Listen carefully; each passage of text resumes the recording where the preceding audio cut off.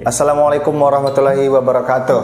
Waalaikumsalam. Kembali lagi di YouTube kesayangan kita, Guru Bangsa, bersama dosen yang kita hormati, Bapak Gugun El Guyani. Selamat siang, Pak. Siang, Pak Tri. Ya, pada hari ini kita akan membahas sebuah isu yang cukup menarik dan isu yang hari-hari ini hangat dibicarakan, yaitu isu perda syariah. Sebelum nantinya Pak Gugun akan menjelaskan apa itu perda syariah dan bagaimana pengaturannya di Indonesia, saya ingin menceritakan dulu perda syariah yang ada di daerah saya. Saya tinggal di Sumatera Barat. Di Sumatera Barat banyak sekali perda-perda berbasis keagamaan atau kita sering sebut sebagai perda syariah. Mulai dari tahun 2002 di Solo, pesisir selatan, hingga Pasaman Barat itu mempunyai sebuah perda busana muslim dan muslimah. Dan hari-hari ini ya itu ada kasus terkait pelanggaran terhadap non muslim yang diwajibkan memakai jilbab, yaitu memakai dasar hukum instruksi wali kota Padang. Tapi poinnya adalah dari Sumatera Barat tersebut akhirnya menyebar ke berbagai daerah, termasuk Jawa Barat hingga ke Papua. Hal inilah yang menarik buat kita telisik kembali dan belajar bersama apa itu perda syariah dan bagaimana pengaturan Indonesia bersama Bapak Gugun. Pak Gugun, sebenarnya sebelum lebih lanjut, definisi perda syariah itu apa sebenarnya, Pak Gugun? Oke, terima kasih Pak Tri. Ya. Calon sarjana hukum nih. Amin. Ya, jadi pas kalau hostnya Pak Tri ini orang Minang, asli Minang ya? Asli, Pak. Asli Minang ya. Memang karena beberapa penelitian tentang perda-perda bernuansa syariah itu salah satunya di Padang. Sebenarnya betul kata Pak Tri tadi bahwa tidak ada terminologi atau judul perda yang pakai perda syariah, tidak ada satupun. Tapi cuma itu dikategorikan sebagai perda yang memuat secara material ya, punya kontennya, memuat simbol-simbol Islam. Karena perda kewajiban memakai jilbab ya, seperti di Pasaman ya. Pasaman Barat. Pasaman Barat. Kemudian ada perda wajib baca tulis Al-Quran untuk calon siswa SD yang mau masuk SMP, yang mau masuk SMA. Atau perda Ramadan suci, perda Jumat suci, ya, kayak gitu. Jadi ini tidak, kalau kita lacak di beberapa daerah, tidak ada yang perda syariah. Tapi langsung perda tentang busana muslim gitu ya. Jadi kalau objektif sebenarnya relevan nggak sih di tengah perkembangan dinamika demokrasi bangsa ini kita membicarakan soal perda-perda bernuansa agama itu. Bahkan kalau mau diperlebar nanti kita tidak hanya perda syariah ya, perda Injil di Injil di Papua itu ada. Manokwari. Yang sampai sekarang tidak pernah ditandatangani oleh kepala daerahnya. Termasuk perda Nyepi di Bali. Itu juga gagal, tidak pernah disahkan. Kita mulai dari satu riset dulu, Pak Tri ya. Ada seorang peneliti dari School of Oriental and African Studies, SOAS, namanya Michael Buhler ya. Michael Buhler itu studinya meneliti perda-perda syariah di Indonesia ya pasca reformasi. Ya mungkin yang diteliti sampai sekitar 2009-an lah ya. Dia meneliti di Kalsel, di Sumatera Barat, kemudian Jawa Barat, Banten, ya itu ya beberapa daerah ya. Di Sulawesi Selatan termasuk. Michael Buhler ini kemudian laporannya risetnya diterbitkan oleh Cambridge University Press 2016 ya. The Politics of Sharia Law, Islamist Activists in the State in Democratizing Indonesia. Kesimpulannya Buhler gimana sih? Walaupun tidak sepenuhnya kita setuju ya. Tapi menurut Buhler lahirnya dibalik merebaknya motivasi umat Islam menyuarakan perda-perda syariah itu apa sih? Ya karena begini, suara umat Islam, aspirasi umat Islam ketika Orde Baru kan dibungkam ya. Ibarat pipa, saluran itu dimampat. begitu reformasi terbuka, pipa ini kan meledak loh. Iya. Artinya semangat, giroh atau motivasi politik umat Islam agar aspirasi yang selama Orde Lama Orde Baru dibungkam meledak semua. Pasca reformasi itulah yang menjadi momentum banjirnya rancangan Perda Syariah. Kalau nggak perda ya peraturan kepala daerah ya, perbu atau perwali. Atau kalau mereka gagal bikin namanya edaran ya atau instruksi ya. Paling itu. Tapi perda banyak lahir di pasca reformasi awal ya. Walaupun sekarang udah trennya menurun ya. Kalau kita mau mengamati sudah mulai turun karena orang sudah apa sih relevansinya sudah tidak ketemu. Mungkin di Padang masih ya, di Sumatera Barat. Kan nanti bisa cerita juga. Jadi itu kira-kira latar belakang politiknya begitu. Dinamika demokrasinya berbeda. Pasca reformasi setiap orang kan kita umat Islam harus merebut ruang demokrasi. Simbol-simbol agama harus tampil di parlemen. Ada perda wajib baca tulis Al-Quran untuk calon pengantin. Ada toh? Ada di Sumatera Barat. Ada Sumatera Barat. Iya. Ada, kita harus sahkan perda baca tulis Al-Quran untuk calon siswa yang mau naik ke jenjang SMP ke SMA, SD ke SMP. Dan itu beberapa nanti kita bahas bahwa itu tidak sektorial. Kekuatan perda itu tidak tidak bisa dieksekusi lah ya. Satpol PP kesulitan menegakkan aturan itu. Tapi begini, ini data yang saya rangkum ya. Kesimpulan Buhler begini. Sebenarnya daerah-daerah yang ada 7 dari 33 provinsi temuan Buhler, 51 dari 510 kabupaten kota yang melahirkan perda syariah antara tahun 99 sampai 2009 selama 10 tahun itu ya. Berarti 7 dari 33 provinsi, sekarang udah 34 provinsi. 51 dari 510 kabupaten kota, 10%-nya itu mereka punya perda syariah.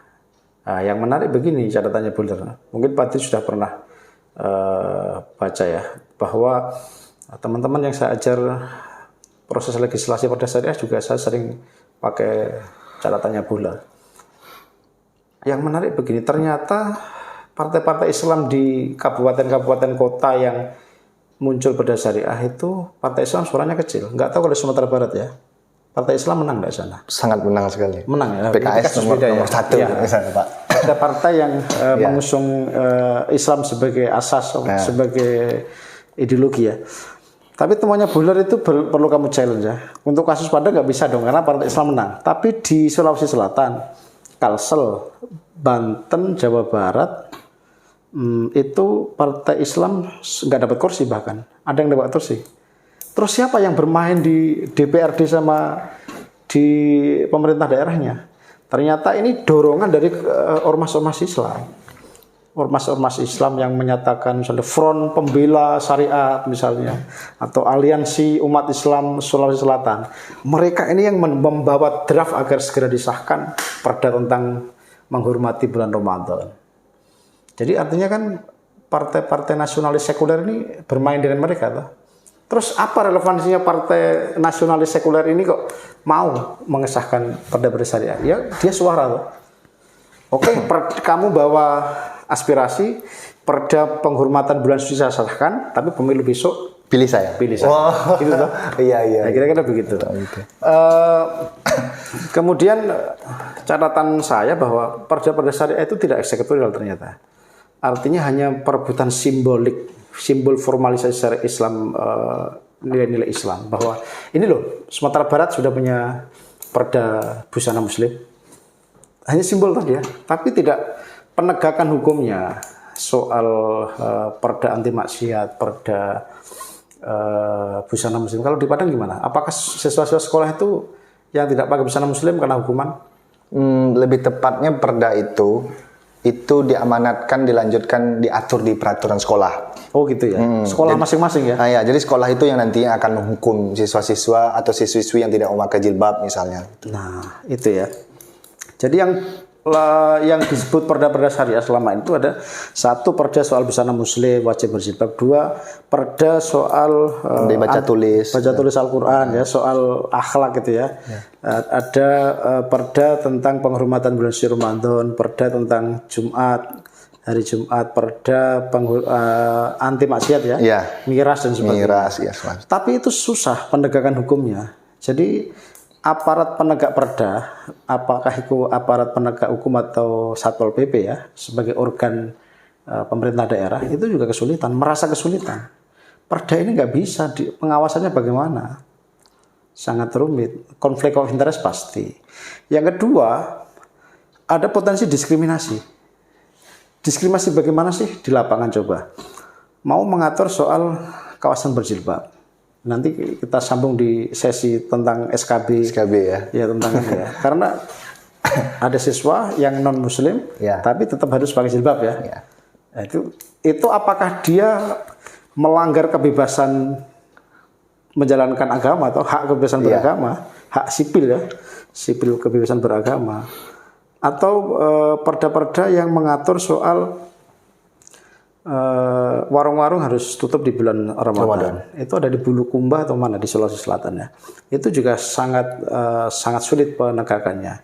Jadi sudah sulit ditegakkan, tapi potensi diskriminasinya besar, bahkan dianggap melanggar hak-hak perempuan, hak asasi perempuan, kebebasan beragama, kebebasan berkeyakinan. Justru malah perda-perda syariah banyak disorot karena dia berpotensi melanggar hak konstitusional warga negara, hak sipil, kebebasan berkeyakinan beragama, hak-hak perempuan. Satu cerita unik Pak, soal perda syariah di tempat saya, Pasaman Barat. Pasaman ya? Iya, jadi itu ada perda tentang calon pengantin itu harus pandai baca tulis Al-Quran dan sholat. Nah kebetulan itu terjadi sama paman saya Pak. Paman saya mau menikah dan kebetulan dia belum fasih baca Al-Quran, lalu sholatnya juga jarang sehingga lupa-lupa lah. Nah karena dasar perda itu akhirnya KUA yang mau menikahkan itu menunda pernikahannya sampai dia bisa. Wah. Sedikit cerita aja Pak pengalaman. Ini narasi unik ya. Jadi artinya itu juga berbahaya loh. Kalau akhirnya perda-perda itu justru diikuti oleh organ atau lembaga-lembaga seperti KUA ya. KUA itu kan sebenarnya tidak tunduk pada pemerintah. KUA itu instansi vertikal. Dia hierarkinya ke Kementerian Agama Pusat. Dia bukan di bawah Pemda. Tapi kan dia terikat dengan itu akhirnya ya. Jadi KUA malah terikat dengan perda di Pasaman itu. Tapi intinya bahwa memaksakan domain privat ke ruang publik itu perda syariah ya. Jadi memaksakan ini urusan privat, urusan sektarian dibawa ke ruang publik. Perda itu kan ruang publik ya. Didanai pakai APBN loh dia penyusunannya, dan DPRD itu harus ngerti. Dan harus ngerti. Kalau kita lihat Pak ya, saya dulu pernah membandingkan antara perda pakaian busana muslimah 3 daerah, Solo, Pesisir Selatan dan Pasaman Barat. Sama-sama persis mirip kayak copy paste. Pasti, cuman bedanya itu nama-nama daerahnya saja gitu. Bupati Pasaman Barat, Bupati Solo, persis Pak. Dan itu kata Bapak kan dianggarkan sama APBN. Tapi kok kayak copy paste ya? Iya Pak. Betul. Gimana itu Pak? Jadi bikin perda syariah itu akhirnya kayak bikin tata tertib pondok pesantren, tertib asrama Islamic boarding ya, karena mengatur soal busana muslim, jilbabnya harus berapa senti, itu akhirnya kan mendorong pengusaha fashion untuk berlomba-lomba ya mendesain jualan jilbabnya. Tapi kalau saya melihat begini, di beberapa daerah setelah belakangan ini nggak laku ya, artinya dukungannya semakin melemah. Dukungan terhadap perda syariah isunya sudah mulai tidak sekuat pasca reformasi awal-awal reformasi. Itu memang sengaja di Padang misalnya perda itu atau perwali ya, itu justru dimanfaatkan oleh kepala daerah. Ini loh, saya jadi bupati sudah ada perda baca tulis Al-Quran. Lihat toh, saya jadi wali kota sekarang anak-anak wajib belajar tulis Al-Quran, ya itu sangat bagus, tapi jangan dibawa ke perda. Tidak bisa dipakai perda itu. Sekali lagi, perda itu instrumen hukum, di ruang publik, itu produk legislasi daerah, kewenangan antara kepala daerah dan parlemen daerah atau legislatif daerah, yang itu harus asasnya kalau di asas-asas pembentukan peraturan yang baik harus ada asas nasionalisme, anti diskriminasi ya, asas keterbukaan, tidak boleh diskriminatif itu. Tapi kalau ada yang menyebutkan bahwa perda syariah ini itu dibentuk karena dalam undang-undang juga disebutkan perda juga boleh dibuat untuk menjunjung tinggi nilai-nilai adat ya, adat, nilai lokalitas ya, kedaerahan, lokalitas ya. Perda itu masuknya di sana, Pak. Kira-kira gimana itu, Pak, kalau basis argumennya seperti itu, Pak? Nilai local wisdom, kearifan lokal atau indigenous wisdom seperti di Sumatera Barat, karena adat Basandi Syarak ya, Syarak Basandi Kitabullah, itu tetap harus tunduk pada asas kebinekaan tadi. Lokalitas itu boleh kamu junjung tinggi, tetapi dia harus tidak boleh bertentangan dengan asas kebinekaan. Asas kebinekaan diatur di asas formil, asas material. Namanya pembentukan peraturan, baik itu undang-undang, PP, Perpres, Permen, Perda, peraturan kepala daerah, itu tidak ada yang boleh bertentangan dengan asas kebinekaan. Asas kebinekaan ya tadi, mentang-mentang Sumatera Barat ini adanya syariah, tapi di Sumatera Barat kan ada orang-orang Muslim juga. Tapi kalau disebutkan misalnya dalam perda itu wajib berbusana Muslim, bagi Muslim saja, boleh nggak itu, Pak? Nah itu yang akhirnya perda ini menjadi ruang pertarungan golongan akhirnya. Nggak bisa toh. Jadi namanya begitu perda pakai APBN semua orang di sana, entah agamanya apa, bayar pajak masuk APBN ya untuk semua. Jadi sekali lagi harus dipahami. Kalau mau bikin kayak begitu cukup bikin fatwa Majelis Ulama Indonesia Sumbar, MUI Sleman atau Aliansi Umat Islam, instruksi ketua misalnya Majelis Islam garis tengah misalnya. Jadi jangan pakai instrumen negara ya. Negara jangan dibawa-bawa. Walaupun ada yang begini pendapatnya. Justru lahirnya perda-perda syariah itu menunjukkan seperti pendapatmu tadi. Lokalitas, kemudian yang dijunjung di Undang-Undang Otonomi Daerah itu ya, soal pemerintahan daerah boleh menggunakan perda untuk mengatur kearifan lokalnya, adat lokalitasnya. Atau juga ada yang begini bahwa justru pasal 29 hak kebebasan keyakinan beragama, hak menjalankan agamanya itu implementasinya di perda-perda. Ada yang bicara, menurut saya malah kebalik. Justru dengan perda syariah ini melanggar pasal 29 hak kebebasan beragama, hak sipil untuk akan terganggu dengan kayak begini. Coba misalnya perda Injil di Manokwari disahkan, umat Islam sana nggak bisa bangun masjid, berarti kan dia terganjal ya. Haknya untuk beribadah mau sholat Jumat karena nggak ada masjid. Akhirnya antara Papua, Bali, Jawa, Minang, Aceh perang sendiri antar perdanya. Itu berbahasa. Tapi kalau bicara soal Aceh kan itu kan punya undang-undang itu khusus, menarik ya. Gimana itu? Kita butuh satu sesi khusus, tapi saya sejuk bentar. Oh ya, boleh. Aceh dia konstitusional, punya konon. Tidak perda syariah, namanya konon ya. Artinya sekarang semua peraturan daerah di Aceh kan disebut konon. Ada konon jinayah kontroversial itu ya, ada hukum cambuk, ada rajam dan sebagainya. Nanti kita punya satu narasumber yang ahli itu, ada Pak Dr. Oktoberinsyah, ahli konon jinayah dia, perbandingan antara Indonesia, Aceh dengan Brunei misalnya, dengan Malaysia. Tapi Aceh dia secara konstitusional sudah diberikan legitimasi, diberikan mandat oleh konstitusi ya. Dia punya satuan daerah khusus ya, otonomi khusus itu yang membolehkan membuat satu produk hukum yang berbasis syariat Islam. Dia konstitusional. Soal formilnya, soal materialnya kita nggak tahu karena banyak konon yang bermasalah toh, karena hukum cambuk dan sebagainya. Saya kira itu kita sambung di sesi berikutnya soal SKB tempatmu, soal konon sesi tersendiri toh. Oke. Begitulah perbincangan kita mengenai perda syariah. Mungkin banyak hal-hal yang perlu kita telisik kembali, dan akan diundang narasumber yang lebih berkompeten Pak nanti Pak ya. Seperti Pak Okto dan lain sebagainya untuk berbicara soal konon dan lain sebagainya tadi. Terima kasih viewers Guru Bangsa. Jangan lupa subscribe, like, and comment. Sampai jumpa. Assalamualaikum warahmatullahi wabarakatuh. Assalamualaikum.